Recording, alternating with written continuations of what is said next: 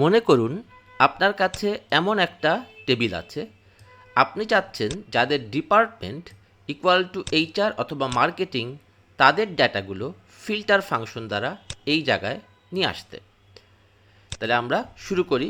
Equal to filter tab array, মানে কোন টেবিলকে filter করব, আমরা এই টেবিলটাকে ফিল্টার করব।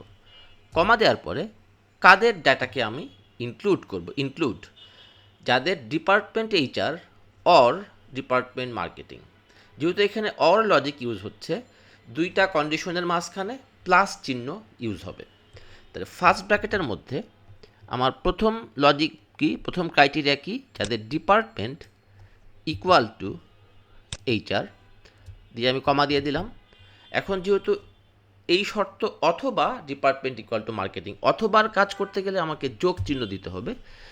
যোগ চিহ্ন দিয়ে আবার ফার্স্ট ব্র্যাকেটের মধ্যে দ্বিতীয় শর্ত দিব, যাদের ডিপার্টমেন্ট ইকুয়াল টু মার্কেটিং, অর্থাৎ যাদের ডিপার্টমেন্ট ইকুয়াল টু এইচআর অথবা যাদের ডিপার্টমেন্ট ইকুয়াল টু মার্কেটিং দিয়ে আমি এবার ইনক্লুডের কাজ শেষ দিচ্ছি কমা। এবার কি চাচ্ছে, ইফ এমটি, যদি এরকম কোনো ডাটা না থাকে তখন কি দেখাবো, তখন দেখাবো no such employee, no such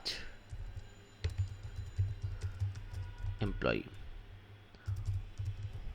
দিয়ে ব্র্যাকেট ক্লোজ করে আমি যেই এন্টার দিচ্ছি সাথে সাথে আমার যারা মার্কেটিং অথবা এইচআরে কাজ করে তাদের ডেটা চলে আসতেছে। এবং আমরা যদি এইখান থেকে ডিপার্টমেন্ট চেঞ্জ করি, যেমন মার্কেটিং অথবা অ্যাকাউন্টস দেই, অথবা তখন হচ্ছে অ্যাকাউন্টস অথবা এইচআরের ডাটা চলে আসতেছে।